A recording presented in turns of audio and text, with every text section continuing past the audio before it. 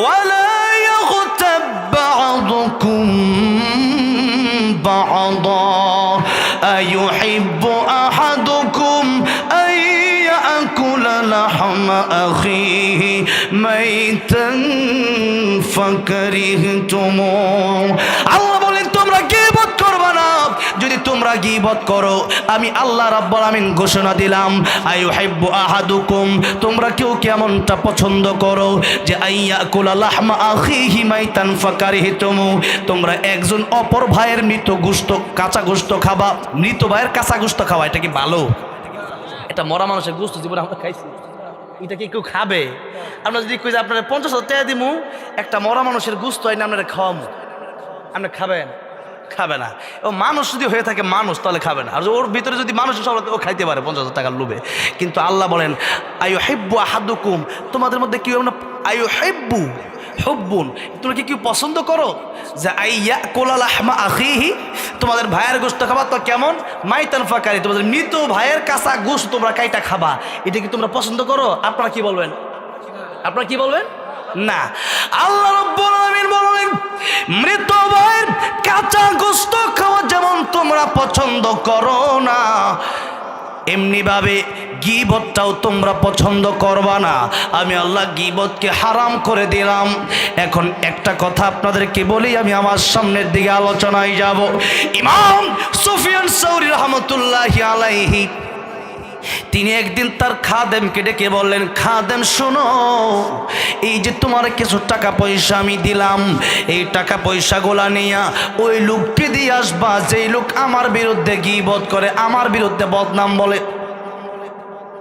খাদেম বলে হুজুর আমি যাব না, ততক্ষণ পর্যন্ত যাব না যতক্ষণ পর্যন্ত আপনি আমারে না বলবেন তারে কেন দিচ্ছেন। আর টাকা পয়সা দিলে তো আপনি আমারে দিবেন, আমি আপনার খাদেম, কষ্ট করি, আপনার কাপড় দিয়ে দিই, আপনার খাবার আইনা দিই, হ্যাঁ আপনার জুতা সুজা করে দিই, আমারে দিবেন, তারা দেন কেন? হুজুর ডেকে বলেন খাদেম সব তাকে কেন দিলাম? কিয়ামতের কঠিন ময়দানে সে যত বড় উপকার আমার করবে, আমার মা বাবাও এত বড় উপকার করবে না। দেখেন আমি একটা কথা আপনাদেরকে জিজ্ঞাসা করতে চাই, আপনারা যদি পারেন উত্তর দিবেন, না পারলে বসে থাকবেন, চুপ দরকার নেই, বলার দরকার নেই। কোরআন শরীফের সূরা বানী ইসরাঈলে আল্লাহর ইবাদতের পরে আল্লাহ কার খেদমত করতে বলছেন? বলেন, যারা পারেন একটু জোরে করেন না। মা আর বাবার, জোরে কোন ঠিক না বে ঠিক? ও ক্বাদা রাব্বুকা আল্লা তা'বুদু ইল্লা ইয়াহু ওয়া বিল ওয়ালিদাইনি ইহসানা। আল্লাহ বললেন তোমরা আল্লাহর ইবাদতের পর তোমাদের মা বাবার খেদমত করো। মা আর বাবাকে আল্লাহ এত সম্মান দিলেন। আরেকটা কথা বলবো, সামনের দিকে যাব। দেখেন নবী বলতেছেন, ও আমার সাহাবীরা, মায়ের দিকে বাবার দিকে একবার তাকাবা, একটা কবুল হজের সওয়াব।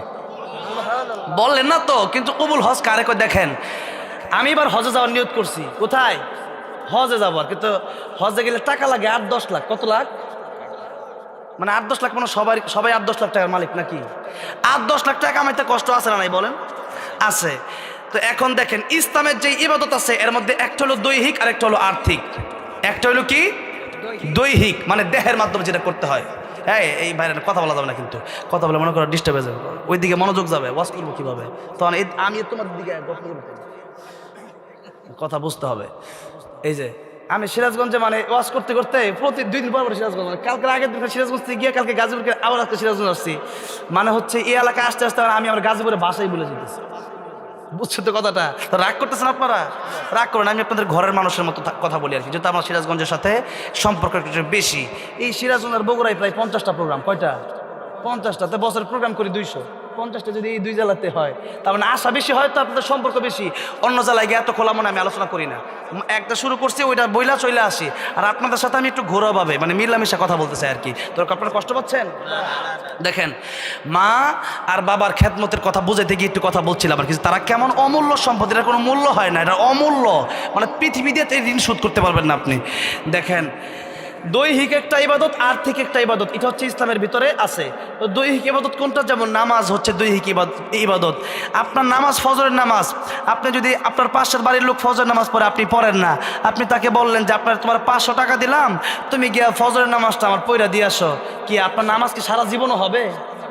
আপনার নামাজটা আপনার নিজেকেই পড়তে হবে এই দেহের মাধ্যমে, যেরকম ঠিক না ঠিক। আর দ্বিতীয় নম্বর মনে করেন আর্থিক ইবাদত, যেমন হইলো জাকাত। জাকাত হচ্ছে এটা অর্থ প্রদান করতে হবে, টাকা, সম্পদ, স্বর্ণ, অলংকার, রূপা।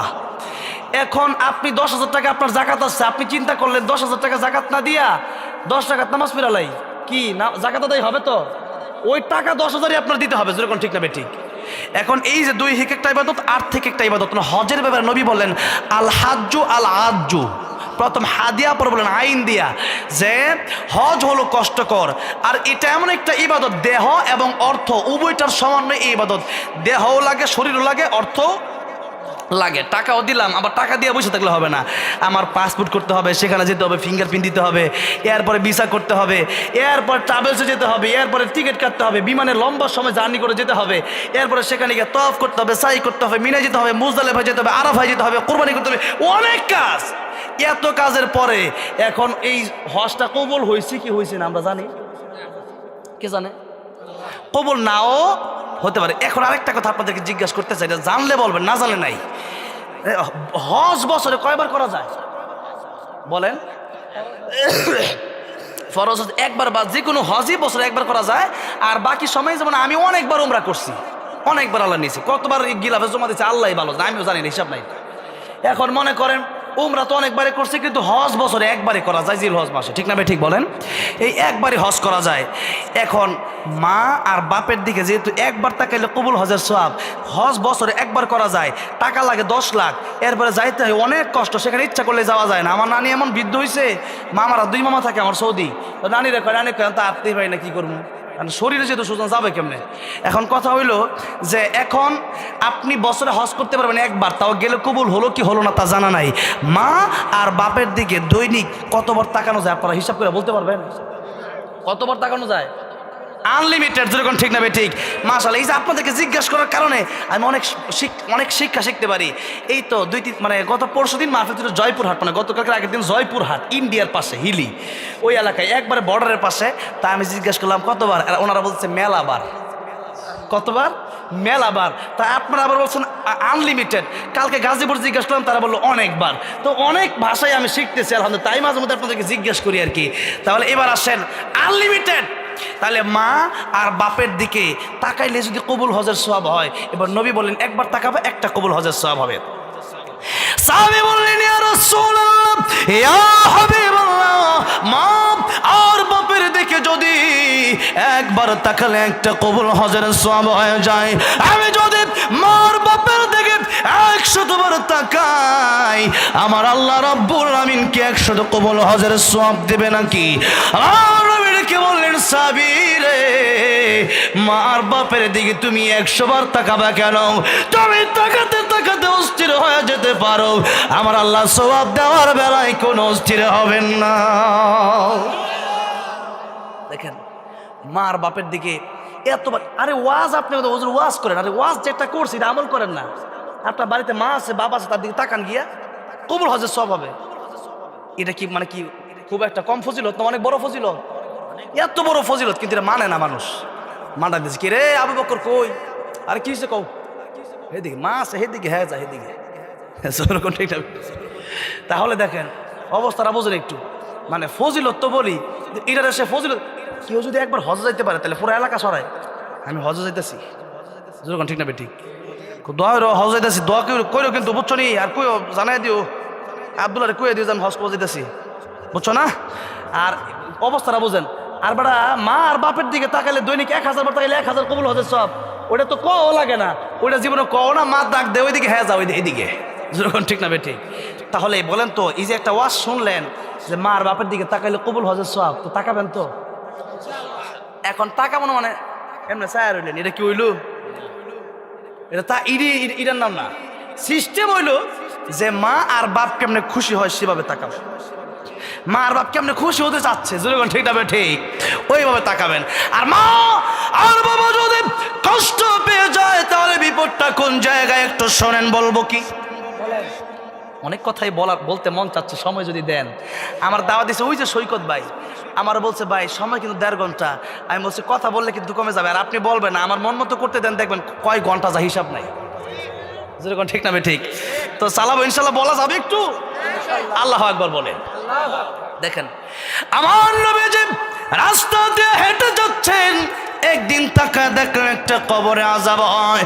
আমার নবীজি হাতটা উঠায় দোয়া করলেন, আয় আল্লাহ রাব্বুল আলামিন, এই কবরের আযাব মাফ করে দাও। আমিন রহমাতুল লিল আলামিন। নবী কি রহমাতুল লিল আলামিন। আল্লাহ রাব্বুল আলামিন বলেছেন আলহামদুলিল্লাহি রাব্বিল আলামিন। আর নবীর ব্যাপারে কি বলেছেন? ওমা আরসালনাকা ইল্লা রাহমাতাল লিল আলামিন। রাহমাতুল লিল আলামিন নবী, রাহমাতুল লিল আলামিন নবী, কুরআনে প্রমাণ। আশিক বিনে কে বুঝিবে আমার দয়ার নবীর শান। খারাপ লাগতেছে? নবীর প্রেমে একটু বলা যাবে না আমার সাথে? বলেন না, রাহমাতুল লিল আলামিন নবী, রাহমাতুল লিল নবী, কুরআনে প্রমাণ। আশিক বিনে কে বুঝিবে আমার দয়ার নবীর শান। বলেন, আশিক বিনে কে বুঝিবে আমার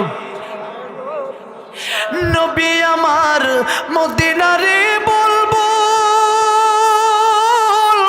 আমার আল্লাহ ভালোবেসে নামটি দিলেন হাবিবে রাসূল। আল্লাহু আকবার। ওই নবীকে ভুল বুঝিলে, ওই নবীকে ভুল বুঝিলে থাকবে না ঈমান। আশিক বিনে কে বুঝিবে আমার দয়ার নবীর শান। আশিক বিনে কে বুঝিবে আমার দয়ার নবীর শান। রাহমাতুল লিল আলামিন নবী, বলেন রাহমাতুল লিল আলামিন নবী, কুরআনে প্রমাণ। আশিক বিনে কে বুঝিবে আমার দয়ার নবীর শান। বলেন না, আশিক বিনে কে বুঝিবে। কষ্ট হচ্ছে আপনাদের? দেখেন আজকে অনেকের মা নাই, অনেকের বাবা নাই। কার কার নাই একটু হাত তুলেন তো, মা অথবা বাপ নাই? অনেক মানুষ, এই যে আমার পাশে সভাপতি সাহেব, বাবা নাই, একটু হাত নামান। মা আর বাবা নাই। আজকে এই মাহফিলটা কবরস্থানের উন্নয়ন করবে, কবরস্থানের উদ্যোগেই বলা যায়, মাদ্রাসার সাথে। তো আজকে একটু মায়ের জন্য, বাপের জন্য একটু দোয়া করে যেতে রাজি আছেন না আপনারা সবাই? শোনেন, আজকে যদি আপনি চিন্তা করেন যাই একটু শুনে বের হয়ে যাব, তাহলে এক সময় আজকে আপনি আসেন বেঁচে, 2 দিন পরে নাও থাকতে পারেন, আপনার সন্তান মাহফিল আসবে, আপনাকেও ফাঁকি দিয়ে চলে যাবে। যেরকম ঠিক না ঠিক? এই জন্য আজকে একসাথে মায়ের নামে, বাপের নামে, যার দাদা নাই, দাদি নাই, নানি নাই, আদর করতো, আপনাদের কত ভালোবাসতো, তাদের জন্য একটু মোনাজাত করে শেষ মুহূর্তে নিজের জন্য একটু তওবা করে একসাথে বাড়িতে যেতে রাজি আছেন না ইনশাআল্লাহ? লিল্লাহি তাকবীর, লিল্লাহি তাকবীর। আমার নবীজি রাস্তা দিয়ে হাঁটতেছেন, তাকে দেখতেছেন কবরে আযাব হয়। আমরা তো কবরে আযাব দেখি না, দেখি? নবীর আল্লাহ সেই পাওয়ার দিছে কিনা? নবীজি দেখতে পারতেন। আমার নবীজি বলেন, আমার মনে চায় আমার উম্মতের জন্য আমি দোয়া করি, যেন আমার উম্মতের আমার আল্লাহ রাব্বুল আলামিন কবরের আযাব দেখায় দেয়। কিন্তু আমি নবী কেন দোয়া করি না জানো? আমি নবী দোয়া করি না এই জন্য, কারণ হলো মানুষ যদি কবরে আযাব দেখে তাহলে তার বাপের লাশ নিয়ে মানুষ কবরে যাবে না, তার মায়ের লাশ নিয়ে মানুষ কবরে যাবে না। মানুষ তার ভাইয়ের লাশ নিয়ে কবরে যাবে না, মানুষ তার বোনের লাশ নিয়ে কবরে যাবে না। কবরের আযাব কত কঠিন এই চিন্তা যদি মানুষ করে, এই কবরের আযাব যদি একবার মানুষ দেখে, মানুষ খাওয়া দাওয়া মানুষের বন্ধ হয়ে যাবে, মানুষের রিজিক অন্বেষণ করা, চাকরি করা, খেতে কাজ করা, দোকানদারি করা সব বন্ধ হয়ে যাবে, দুনিয়া শৃঙ্খলা আর ঠিক থাকবে না। এই জন্যই বলে আমি তোমরা কবর আযাব দেখবা, আমি চাই, কিন্তু তোমরা কবর আযাব দেখলে পরে দুনিয়ার শৃঙ্খলা ঠিক থাকবে না। বাপের লাশ যেমনি সেমনি রেখে দেবা, কবরে যাবো না, ডরে যে আমার বাপের কবর দিলে কি আযাব জানি হয়। এই আযাব যদি দেখতো মানুষ তার কবর নিয়ে যেত, অনেকেই তো লাশ রেখে দিত, যখন ঠিক না বেঠি। আমার ভাইরা, আমার মুরব্বী বাবাজিরা, আল্লাহ তাআলা আমার নবীকে সেই কবরের আযাবটা দেখাইছেন, দেখেন নাই? দেখেছে অসংখ্য ঘটনা। আমার নবী যেই মাত্র দেখলেন কবরে আযাব হয়, আমার নবীজি আমার আল্লাহর কাছে একবার হাত উঠালেন, আয় আল্লাহ তাআলা, আমি তো রাহমাতুল লিল আলামিন নবী, এই কবরে আযাব হয় আমার তো সহ্য হয় না, আয় আল্লাহ রব্বুল আলামিন, কবরের আযাব কি মাফ করে দেওয়া যায় না? আয় আল্লাহ, মেহেরবানি করে কবরের আযাব তুমি মাফ করে দাও। সাহাবীরা বললেন আমিন। নবী তাকায় দেখতেছেন কবরের আযাব মাফ হয় না। নবীর হাতের দাম আছে না নাই? নবী দোয়া করছে, কিন্তু কবর আযাব কি হয় না? মাফ হয় না। আমার নবীজি দ্বিতীয়বার আবার হাতটা উঠায়া আল্লাহর কাছে মোনাজাত করলেন, আয় আল্লাহ রাব্বুল আলামিন, এই কবরের আযাব তুমি মাফ করে দাও। সাহাবায়ে কেরাম রাদিয়াল্লাহু আনহুম আজমাইন বললেন আমিন। এবার নবী তাকায় দেখতেছেন কবরের আযাব মাফ হয় না। নবী তৃতীয়বার হাত তুললেন, হাতটা তুলে নবী আবার দোয়া করলেন, আয় আল্লাহ রাব্বুল আলামিন, এই কবরের আযাব তুমি মাফ করে দাও। কিন্তু এখনো কবরের আযাব মাফ হয় না। আমার নবী ডাকতে বলেন, আল্লাহ রাব্বুল আলামিন, কবরের আযাব কেন মাফ হয় না? তিনবার আমি রাহমাতুল লিল আলামিন নবী দোয়া করলাম, এরপরেও কেন কবরের আযাব মাফ হয় না? আমার নবী বলেন, বন্ধু আমার, হাবিব আমার, কিয়ামত পর্যন্ত আপনি দোয়া করলে ওই কবরের আযাব মাফ হবে না। আমার নবী ডেকে বলেন, আয় আল্লাহ রাব্বুল আলামিন, কিয়ামত পর্যন্ত কবরের আযাব আমি দোয়া করলে কেন মাফ হবে না, বিষয়টা আমি কি জানতে পারি? আল্লাহ বললেন, জিবরাইল তুমি বলে দাও। এই হকটা আমি আল্লাহর সাথে সম্পর্ক না, তার কবর আযাব হয় এই জন্য কারণ তার মাকে সে কষ্ট দিয়েছে, তার মা যতক্ষণ পর্যন্ত তার মাফ না করবে এই কবরের আযাব আমি আল্লাহ মাফ করব না। আমার নবী ডেকে বললেন, ও সাহাবীরা, তার মাকে আমার সামনে আসতে বলো, এই কবরের পাশে আসতে বলো। তার মা যেই মুহূর্তে কবরের পাশে আসলেন, আমার নবী ডেকে বললেন, ও মহিলা, এই কবরটা কার, তুমি কি চিনো নাকি? মহিলা ডেকে বলল, ইয়া রাসূলুল্লাহ, ইয়া হাবিবাল্লাহ, এই কবরটা আমার সন্তানের কবর। নবী আমার ডেকে বলেন, মহিলা, এই কবরটা যদি তোমার সন্তানের কবর হয়, তুমি কি চাও তোমার সন্তানের কবরে আযাব হয়? মহিলা, তুমি যতক্ষণ পর্যন্ত মাফ না করবা এই কবর আযাব বন্ধ হবে না। ও মহিলা, তুমি কি তোমার সন্তানকে মাফ করে দিতে পারো না? মহিলা ডেকে বলল, ইয়া রাসূলুল্লাহ, ইয়া হাবিবাল্লাহ, এই কবর আযাব হলে হোক, আমার সন্তান হতে পারে, তাই কি হয়েছে? আমি মা, তারে আমি মাফ করব না। আমার নবী কষ্ট পেয়ে গেলেন, মহিলা কেন মাফ করবা না? মহিলা ডেকে বলে, ইয়া রাসূলুল্লাহ, ইয়া হাবিবাল্লাহ, স্ত্রীর কথা শুনে আমার কি রকম মানসিক অত্যাচার করেছে, কিরকম ভাবে আমার পিটাইছে, এখনো সেই মায়ের, এখনো সেই বাড়ির দাগগুলো এখনো পিঠে আছে। ইয়া রাসূলুল্লাহ, ইয়া হাবিবাল্লাহ, আমি তারে মাফ করব না। আমার নবী কষ্ট পেয়ে গেলেন, ডেকে বলেন, আল্লাহ রাব্বুল আলামিন, আমার আগের দোয়া তুমি কবুল করো নাই, এখন আমি আরেকটা দোয়া করব, তুমি কি সেই দোয়াটা কবুল করবা না? আয় আল্লাহ রাব্বুল আলামিন, তার মা আজকে তারা মাফ করে না। আয় আল্লাহ, আমার যেমন তুমি কবর আযাব দেখাইলা, তার মাকে তুমি কি একটু কবর আযাব দেখাতে পারো না? আয় আল্লাহ, তুমি ইচ্ছা করলে তো পারো। আমার আল্লাহ ডেকে বলেন, বন্ধু আমার, হাবিব আমার, আগের দোয়াটা যদিও কবুল করি নাই, কারণ হকটা আমার সাথে সম্পৃক্ত না, হকটা তার মায়ের সাথে সম্পৃক্ত, কিন্তু এখন দোয়াটা আমি আল্লাহ রাব্বুল আলামিন কবুল করে নিলাম। বিনিময়ে তার মাকে আমি ওই পাওয়ার দিয়ে দিলাম, কবরের আযাব দেখার মতো ক্ষমতা আমি আল্লাহ তার মাকে দিয়ে দিলাম। জোরে বলেন আল্লাহু আকবার।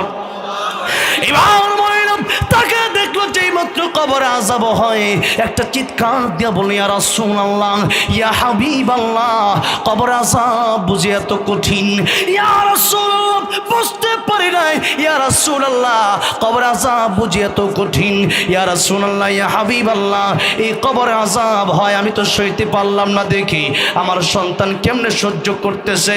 ইয়া রাসূলুল্লাহ, এই মুহূর্তেই আমার সন্তানের সমস্ত দেওয়া কষ্ট আমি মা হইয়া তারে মাফ করে দিলাম।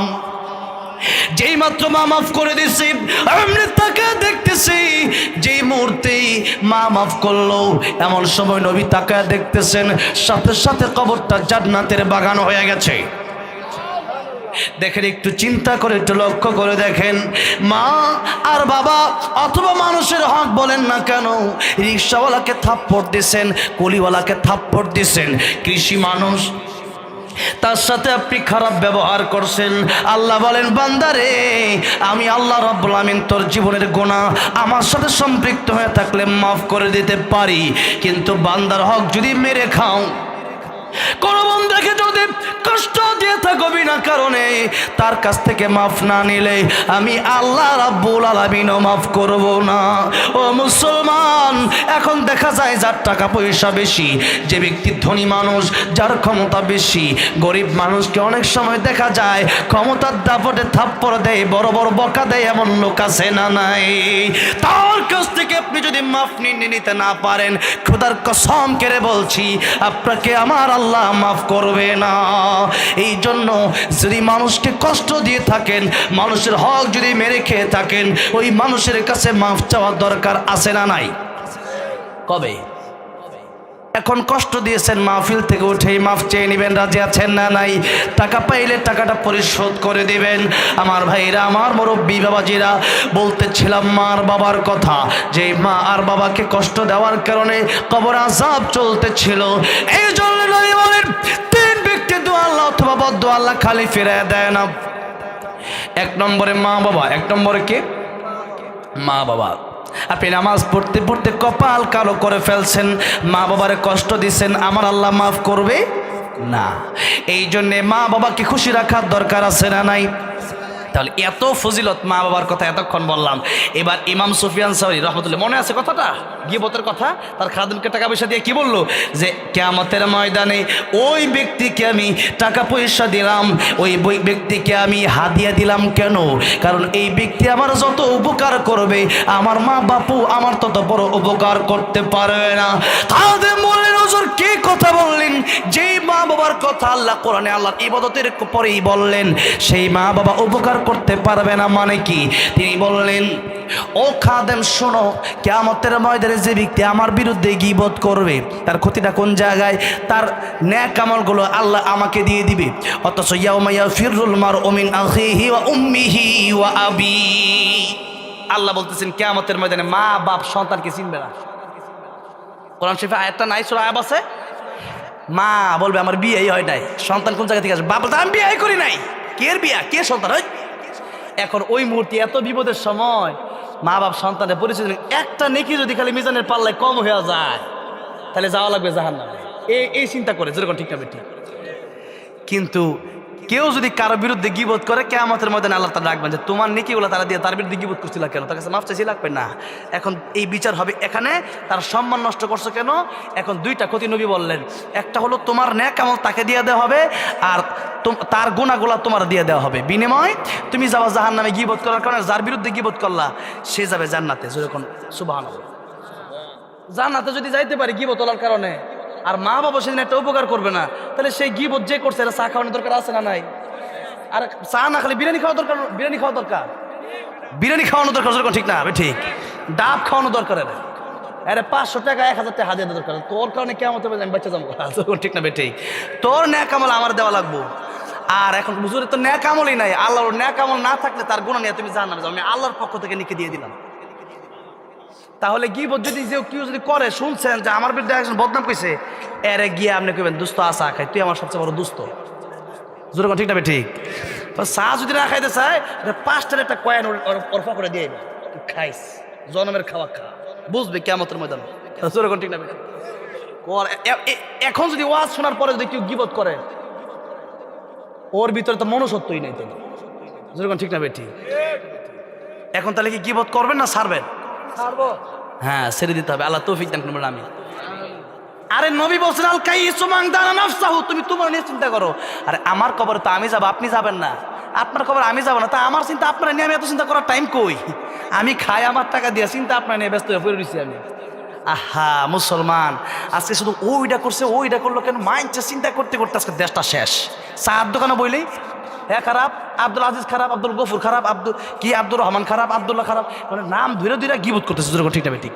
হ্যাঁ, মেয়েটা বেশি একটা সুবিধার না, মানে কাইলা বিয়ে দিছে হোম জায়গা, খালি একটা দূষণ আছে, যেরকম ঠিক না ঠিক?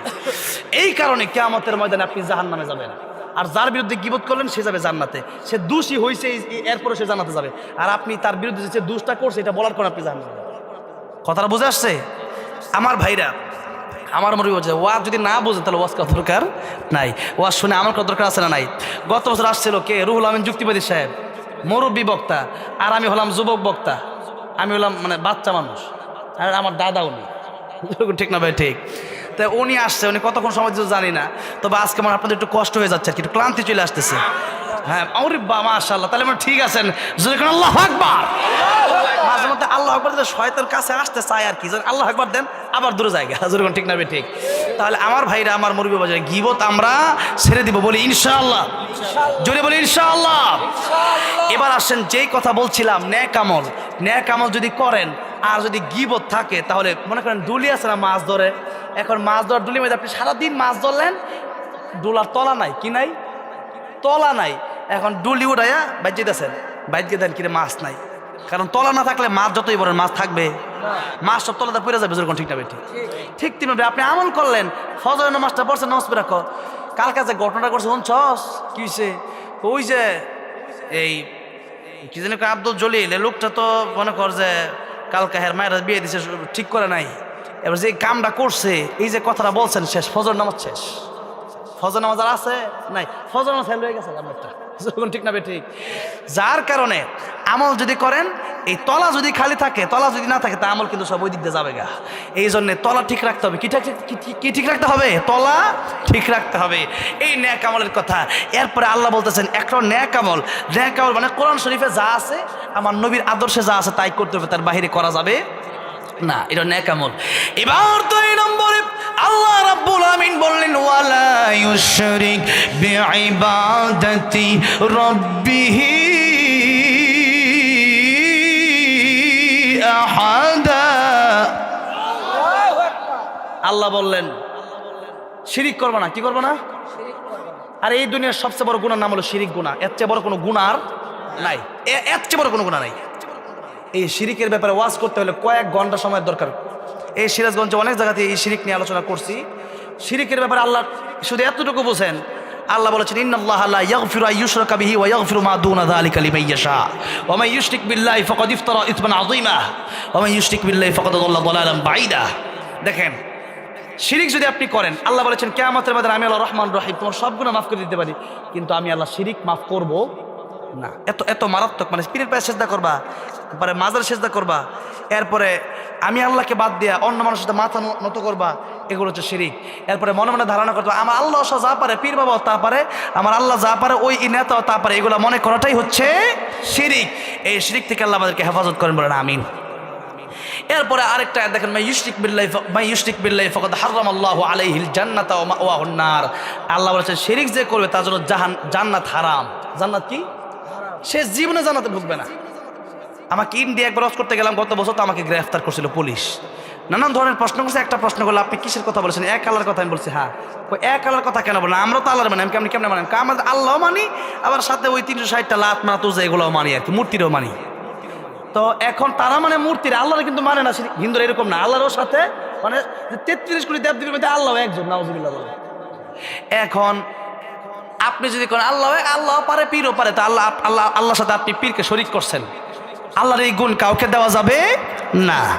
এই জন্যে আমার ভাইরা, আমার মুরব্বি বলছে, শিরিক এত মারাত্মক গুণ আল্লাহ বললেন, তাহলে তোমার জন্য জান্নাত হারাম হয়ে যাবে আর জাহান্নাম ওয়াহুন্নার জান্নাত ওয়াজিব হয়ে যাবে। তাহলে শিরিক করা যাবে না। এবার আল্লাহ রাব্বুল আলামিন বললেন, এই একটা কাজ যদি করতে পারো আর একটা কাজ যদি ছাড়তে পারো, এক হলো নেক আমল, আরেক হচ্ছে শিরিক মুক্ত ঈমান যদি তোমার থাকে, আমি আল্লাহ রাব্বুল আলামিন ও বান্দারে তোমার সাথে ওয়াদা দিলাম, আমি আল্লাহ জান্নাতের ভিতরে তোমার সাথে দেখা দিয়ে দেব। আরে দুনিয়ার মানুষের সৌন্দর্য কম না বেশি? একজন আরেকজন মানে দেখা আত্মহত্যা করে, এমন হয় না ঘটনা? হ্যাঁ, পরশুদিন শুনছি এক মেয়ে আত্মহত্যা করছে। এখন ছেলে মেয়ের জন্য আত্মহত্যা করে, আত্মহত্যা করা হারাম। আত্মহত্যা যারা করবে এদের শাস্তি হলো বুখারী শরীফের হাদিস, তারা যেভাবে আত্মহত্যা করছে ওইভাবে তাদেরকে শাস্তি দেওয়া হবে। যেরকম কেউ যদি ছুরি লাগায় আত্মহত্যা করে, তাহলে কিয়ামতের ময়দানে তার হাতে আল্লাহ ছুরি ধরায় দিবে, সে ছুরি দিয়ে বারবার আঘাত করবে আর বারবার মরে যাবে, নাউজুবিল্লাহ বলে। কেউ বিষ পান করলে আল্লাহ বলবেন, তোর মরার এত শখ, এবার মরসত না, আবার তুই তোর এনে বিষ দিলাম, একবার বিষ হাতে আসবে, আপনি পান করবেন মরবেন, আল্লাহ বলবেন আবার নেই। এরকম বিষ হাতে আসবে আর মরবেন, হাতে আসবে আর মরবেন। কারণ জীবন দিয়েছে কে, আবার মৃত্যু দিবে কে? আপনি মরে যাবো তো, জন্মের সময় কি আপনি ইচ্ছা করে আসছিলেন? আমি আসছি 2001 সালে পৃথিবীতে, আমার জন্ম। এখন আমি কি ইচ্ছা করলে 2000 সালে আসতে পারতাম? আসছি কার ইচ্ছায়, যাবো কার ইচ্ছায়? হ্যাঁ, আসছেন আল্লাহর ইচ্ছা। এখন আমি মরে যাবো গা, বাবার জীবনটা তো আপনার না, জীবনটা কার দিছে কে? আল্লাহর ইচ্ছা মতো চলেন জান্নাত, আর আল্লাহর ইচ্ছা মতো চলবেন না। দেখলাম এক লোক লা ইলাহা ইল্লাল্লাহ মুহাম্মাদুর রাসূলুল্লাহ কইয়া ঠুস, এক নায়কের শ্বশুর। দেখেন অবস্থাটা দেখেন, বিসমিল্লাহ কইয়া মদ খাওয়া আর কি, বুঝছেন না? বিসমিল্লাহ আবার মদও খা, কথাটা বোঝেন না আর কি? তাই লা ইলাহা ইল্লাল্লাহ মদ আবার ঠুস, আবার হ্যাঁ আত্মহত্যা করে। মানে মনে হয় যে জীবনটা হ্যাঁ নিজে বানায় লইছে।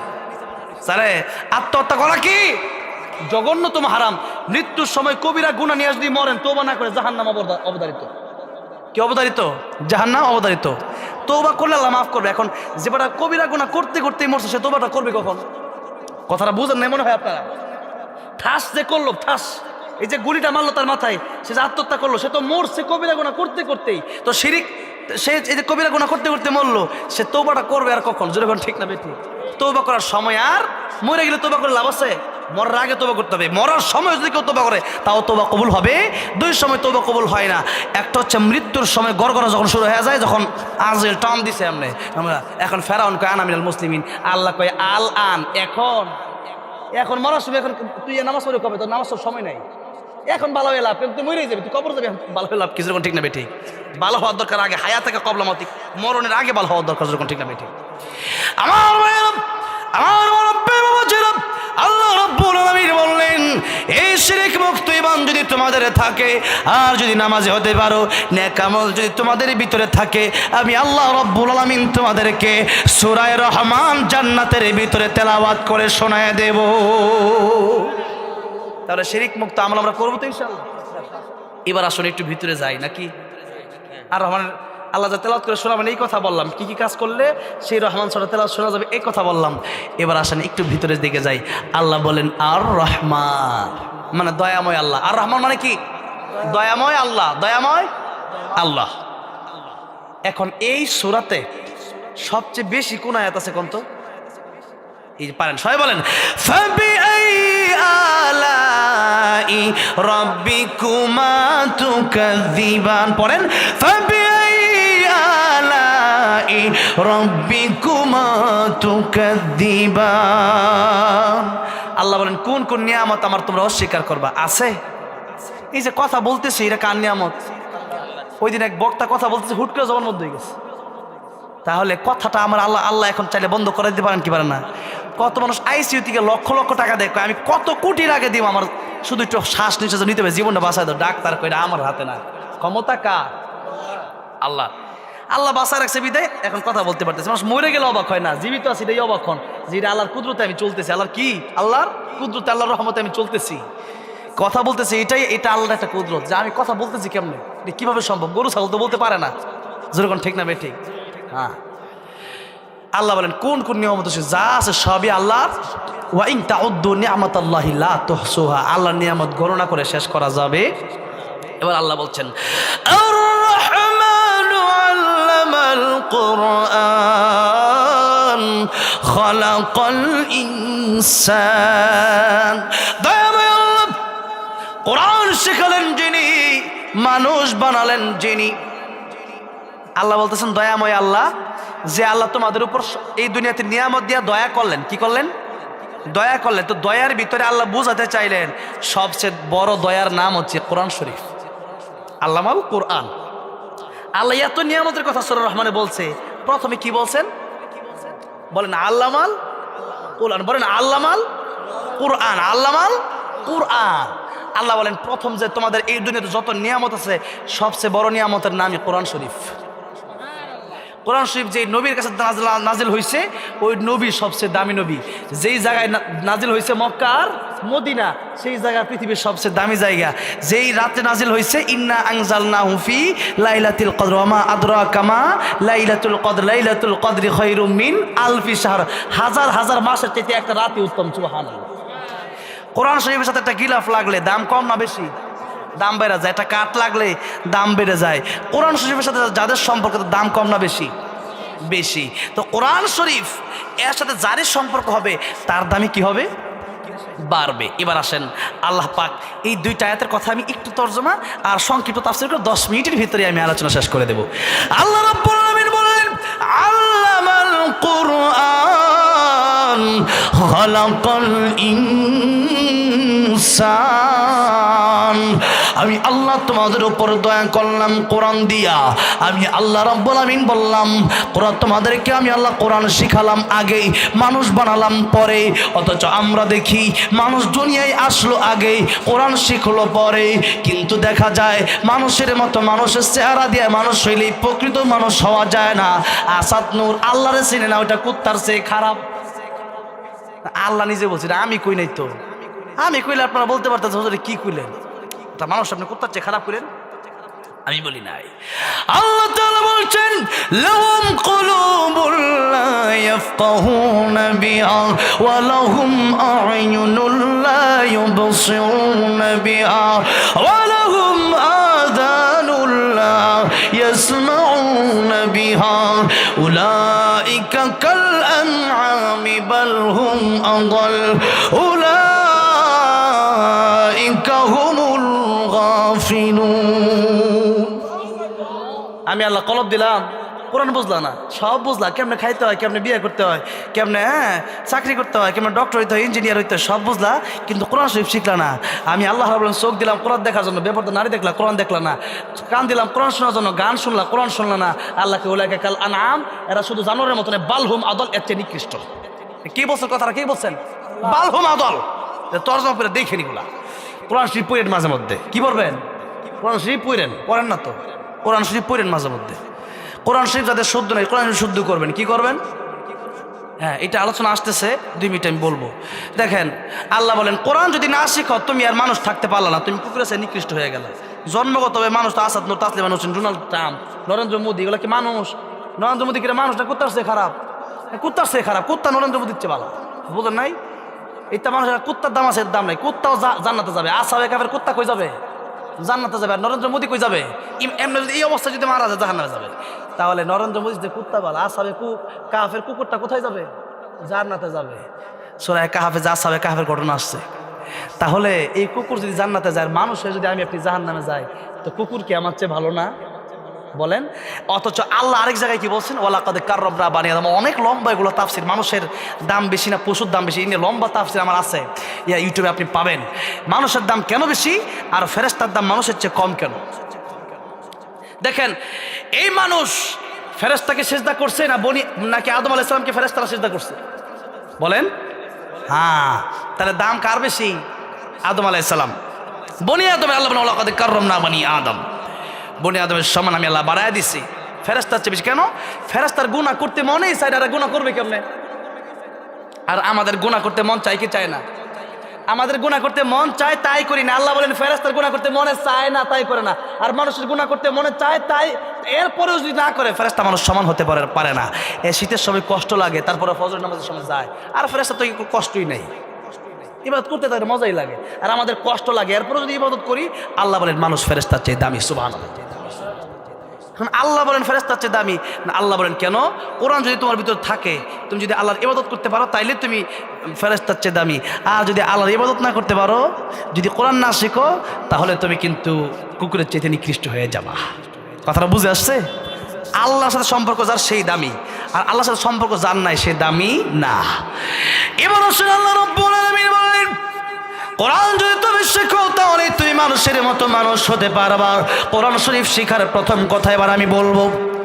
কোরআন শরীফ তাফসীর পরের কথা, আগে কোরআন শরীফ সহি শুদ্ধ করে পড়ার দরকার আছে না নাই? নামাজ ভঙ্গের কারণ কয়টা? 19টা। কিয়ামতের ময়দানে সর্বপ্রথম কিসের হিসাব হবে?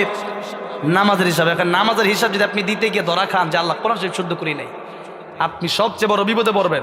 নবী বলেন নামাজের হিসাব দিতে গিয়ে যে ব্যক্তি ধরা খাবে, সে ব্যক্তি সব জায়গায় ধরা খাবে। এই জন্য কোরআন শরীফ শুদ্ধ করে শেখার দরকার আছে না নাই? নাইলে নামাজ হবে না। নামাজ পড়তে পারেন, নামাজ হবে না। আপনারা বললাম আপনি এই ক্ষেত না কোবাবেন, 500 টাকা দেবো। আপনি এই ক্ষেত না কোবাই, আপনি ওই খেতে গেছেন কোবানোর জন্য, আপনার মালিক টাকা দিবে? উল্টা ওই জমির মালিক এসে বলবেন ক্ষেত কোবাইলে কিনা জরিমানা দিয়ে, জরিমানা ঠিক আছে। এই জন্য জায়গা মতো যদি না কাজ করে অন্য জায়গায় কাজ করেন তাহলে কিন্তু ভুল হবে। ভুল করে কষ্ট করলে কোনো লাভ নাই। আপনার একজন প্রাইভেট কার ভাড়া করছে, ভাই আমার ঢাকা নিয়ে যান, আপনি ঢাকা না নিয়ে রংপুর নিয়ে গেলেন, বেটা বলবে এই মেয়ে কিসের ভাড়া দেবো, তুমি ঢাকা না নিয়ে যাবা, যখন ঠিক না ঠিক। তা আপনারা বলছে কোরআন শরীফ শুদ্ধ করার জন্য, আপনি বলেন কোরআন শরীফ শুদ্ধ করার দরকার, শুধু নামাজ পড়লে হবে না। কোরআন শরীফ আগে শুদ্ধ করার দরকার আছে না নাই? নামাজও শুদ্ধ পড়া নামাজ ভঙ্গের প্রথম কারণ।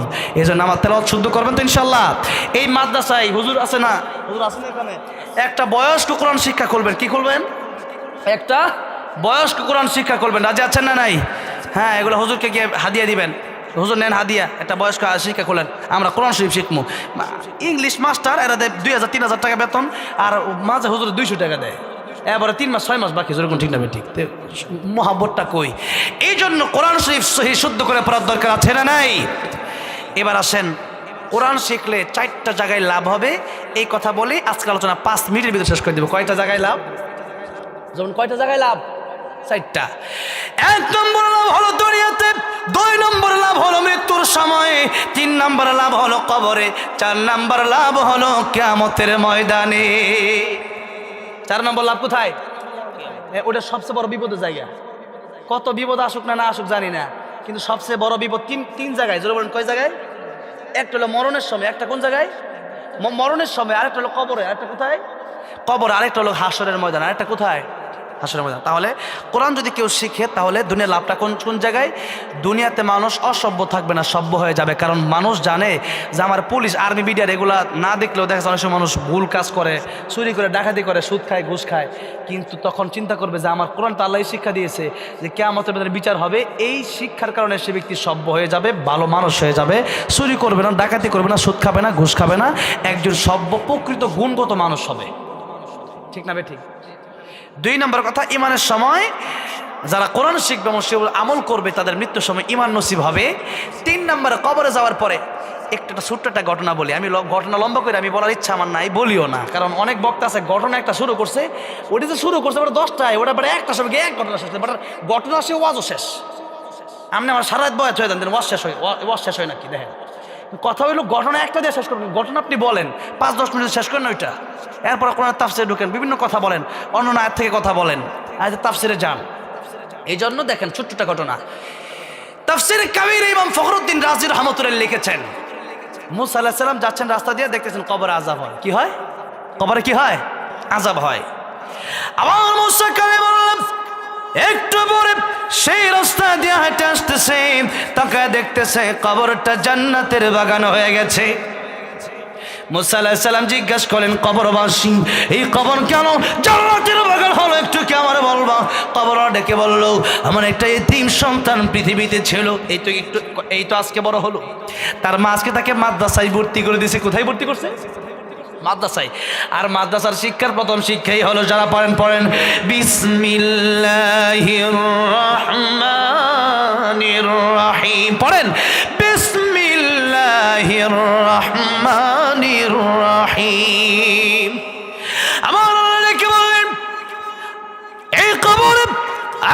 আযাব হতে পারে না। এই লোকের সন্তান মাদ্রাসায় আজকে ভর্তি হয়েছে, কায়দা পড়বে, বিসমিল্লাহির রহমানির রহিম বলে শুরু করছে, আমি আল্লাহর রহমান রহিম বলে ডাক দিছি। এই লোকের কবরে আর আযাব হতে পারে না, আমি আল্লাহ তার কবরকে জান্নাতের বাগান বানিয়ে দিলাম। এতটুকু একটু বোঝার চেষ্টা করেন, বুঝছেন? একটা মানুষ মারা গেছে, তার এতিম সন্তানটা কায়দা পড়বে, বিসমিল্লাহির রহমানির রহিম একটা আয়াত পড়লো, তার বাবার কবর আযাব যদি আল্লাহ মাফ করতে পারে। আপনার সন্তান যদি আপনি মাদ্রাসায় দেন, এই সন্তান যদি 30 পারা কোরআনের হাফেজ হয়, এই সন্তান যদি আলেম হয়, তাহলে কি আপনার কবরের আযাব আল্লাহ মাফ করবে না? আপনার কবরকে আল্লাহ জান্নাতের বাগান বানাবে না? বানাবে। এবার আসেন, এটা হলো কবরের কথা, লাস্ট কথা, শেষ কথা আমি খুব সংক্ষিপ্ত করে বলতেছি। লাস্ট কথা হলো হাসরের ময়দান। লাস্ট কথা কোথায়? যেখান থেকে বিচার ফয়সালা হয়ে যাবে, কেউ জান্নাতে কেউ জাহান্নামে। সেদিন আল্লাহ রাব্বুল আলামিন বলবেন, ও আলেমেরা, আজকে তোমরা আলাদা হয়ে যাও।